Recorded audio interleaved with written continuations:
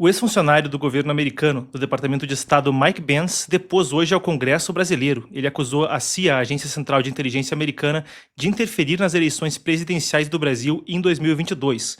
Na audiência da Câmara dos Deputados, ele afirmou que a agência, a CIA, utilizou o Fundo Nacional para a Democracia, organização que vai pela sigla NED, em inglês National Endowment for Democracy, para favorecer o candidato que ora ocupa a presidência, o presidente Lula da Silva, naquela ocasião. Isso tudo sob o guarda-chuva da USAID, ou USAID, a Agência dos Estados Unidos para Desenvolvimento Internacional, que, através de uma ampla rede de organizações, teria financiado ações para combater uma suposta desinformação e aumentar uma suposta resiliência democrática. Segundo inteligência de fontes abertas, nem coisa sigilosa que ele trouxe, mas que já estavam disponíveis e que ele articulou na audiência enquanto passou ali horas no Congresso respondendo aos deputados, bem, o que isso mostra é evidência, salvo o melhor juízo, e aguarda-se alguma refutação, irrefutável até o momento. Isso expõe também uma cooperação de agências considerada incomum pelos próprios servidores públicos que estavam no governo americano à época. Ele mostrou um aumento de repasses que houve no Brasil depois da posse de Jair Bolsonaro em 7 de outubro, posse, melhor dizendo, da eleição de Jair Bolsonaro em 7 de outubro de 2018, e um aumento de financiamento que não era para auxílio, como o nome da agência sugere, mas, ao invés, para um esquema espúrio que ele denuncia, então, de informação. Isso passa por checagem de fatos, por organizações na imprensa, até nos mais altos níveis do poder, reuniões com membros do Tribunal Superior Eleitoral, com organizações também do governo brasileiro.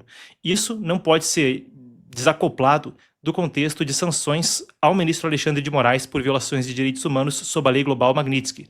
Quando se fala de liberdade de expressão, acho que esse é um contexto que vai dar muito pano para manga e para a gente aguardar como a coisa se desdobra. Mike Pence vem denunciando isso faz tempo e as reportagens que ele expôs não são coisa nova nem sigilosa, mas a publicização que vem no Congresso brasileiro, numa audiência convocada pelo presidente da Comissão de Relações Exteriores e Defesa Nacional, o deputado Felipe Barros, do Paraná, agora traz a coisa em um momento delicado e a um alcance muito, muito mais amplo. A gente aguarda para ver o que vem à tona e vale dizer que muitas dessas coisas, sob a USAID, muitas das coisas que foram denunciadas também estão sendo desmanteladas sob a gestão de Donald Trump e Marco Rubio no Departamento de Estado.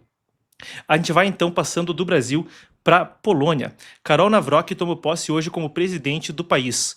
Se o contexto sobre informação, redes, liberdade permeia o Brasil, é um fenômeno que permeia também o debate sobre eleições no mundo. E essa eleição foi muito disputada. Ele obteve 50,9% dos votos contra 49,1% do prefeito de Varsóvia, Rafał Trzaskowski. A vitória foi alvo de contestação por parte do premier Donald Tusk e de aliados que alegaram irregularidades no processo, mas foi então confirmado também o resultado. Foi apontado pela Suprema Corte do país que eventuais erros não alterariam o desfecho.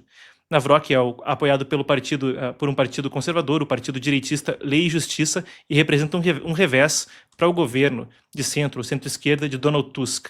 Claro, a Polônia é um país que, por natureza, tem um anti-esquerdismo, um anticomunismo muito forte, e raramente os governantes para lá tomam um discurso alinhado a uma esquerda mais radical. Entretanto, isso ainda assim marca um movimento à direita que vem na Polônia. Enquanto isso, a gente parte agora para o Oriente Médio. A ONU informou que entre 19 de maio e 6 de agosto, 2.609 caminhões com ajuda humanitária entraram em Gaza, mas 2.309 deles, cerca de 88%, foram interceptados antes de chegar no destino. Novamente, de maio para cá, cerca de 88% dos caminhões com auxílio humanitário foram interceptados antes de chegar no destino. Isso vem no contexto de um debate sobre uma crise humanitária e falta de comida em Gaza, o que é de fato uma realidade, mas traz um componente interessante que muda muito a perspectiva quanto a como poder analisar e as informações que se tem em mãos para entender esse fenômeno. As interceptações incluem principalmente dois tipos, segundo os dados divulgados: pessoas famintas que correm para os caminhões e agarram os alimentos, e organizações armadas, incluindo o próprio Hamas. Segundo a ONU, o bloqueio prolongado criou um ambiente imprevisível e desesperador. Muitos moradores, sem garantia de acesso regular à ajuda, acabam retendo carregamentos diretamente nas estradas, atacam então os comboios. A entidade afirma que apenas um fluxo contínuo e seguro de entregas poderá restaurar a confiança da população e evitar novos episódios de interceptação. Isso lá no sudoeste de Israel, na fronteira com o Egito. Agora, indo para o norte, o Hezbollah, outra organização terrorista, tem estado em conflito com Israel em solidariedade ao Hamas desde lá do 7 de outubro. Hezbollah começou a atacar em 8 de outubro de 2023. Agora existem conversas para que essa organização entregue as armas. Como resultado de uma reunião ontem, o governo libanês autorizou o exército do Líbano a elaborar, até o fim do ano, um plano para concentrar todas as armas do país nas forças de segurança oficiais. A decisão pressiona então o Hezbollah, que está rejeitando-se a se desarmar. Houve dois ministros xiitas até que nessa sessão do governo libanês se retiraram em sinal de oposição. O líder do Hezbollah, Naim Qassem, criticou as imposições externas e afirmou que as decisões sobre as armas devem ser feitas com o grupo. Isso da questão externa é porque isso responde a uma proposta dos Estados Unidos que visa, para avançar negociações com Israel, um desarmamento do Hezbollah. Se a gente cita os Estados Unidos, o secretário de Saúde Robert Kennedy Jr. anunciou ontem o cancelamento de 22 projetos de vacinas baseadas em mRNA contra vírus respiratórios como Covid-19 e gripe. A decisão vai afetar contratos no valor de 500 milhões de dólares. Revisão, então, de 22 projetos envolvendo vacinas mRNA, afetando contratos no valor de 500 milhões de dólares. Esses 500 milhões de dólares indo para empresas como Pfizer e Moderna. Segundo Kennedy, o foco agora será em vacinas de vírus inteiros, vírus inativados e novas plataformas que, afirma o secretário de Saúde dos Estados Unidos, vão funcionar melhor em cenários de mutação. Os apoiadores da medida veem como um avanço, é uma pauta muito central para o Kennedy, até na campanha dele, antes de passar a integrar o movimento MAGA, quando ainda estava saindo como um candidato independente, ele falava que essa tecnologia carecia de mais pesquisa. Agora, críticos da medida dizem que isso vai atrasar um progresso na luta contra doenças, contra epidemias. No sul da Ásia, o primeiro-ministro da Índia, Narendra Modi, vai visitar a China no fim de agosto para a cúpula da Organização de Cooperação de Xangai, em Tianjin, pertinho de Pequim, a primeira viagem à China em 7 anos. Isso foi o que uma fonte oficial disse a Reuters. A mídia estatal chinesa também noticiou o encontro e a mídia local indiana. Agora, não tem nenhuma confirmação oficial, mas as mídias locais no sul da Ásia já dão como certo, bem como a mídia estatal chinesa noticiou. A visita seria um passo de reaproximação de Pequim. Tem conflitos terríveis aí na fronteira do Himalaia entre os dois, mas também vem no contexto no qual tarifas dos Estados Unidos, em virtude dos laços da Índia com Rússia e China, estão vindo para entrar em vigor, e a gente já vai falar disso aí. Enquanto isso, Trump assinou hoje uma ordem executiva impondo uma tarifa extra de 25% sobre produtos da Índia em resposta às contínuas importações de petróleo russo por Nova Delhi, pela Índia. As taxas podem chegar a 50% em alguns itens, afetando setores como têxteis, calçados e joias.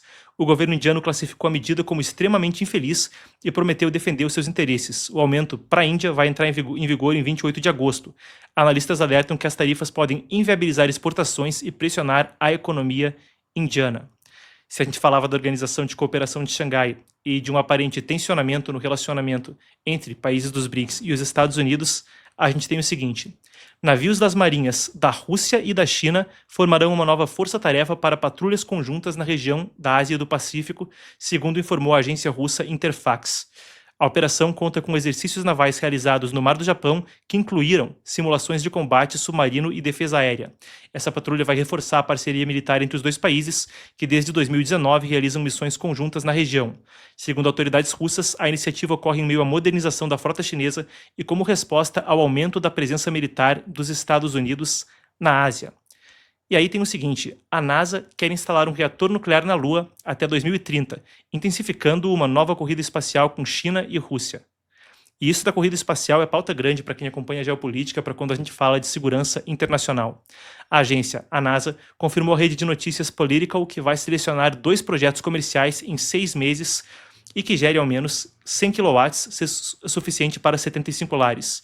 Segundo também a rede Political, Trump, que já foi crítico do programa Artemis, que busca levar o homem novamente à Lua, parece apoiar essa iniciativa e voltou a priorizar a volta à Lua diante, como a gente falava, de pressões geopolíticas crescentes. Isso até envolve o que a gente fala a respeito de conflito com armas hipersônicas, mísseis de cruzeiro.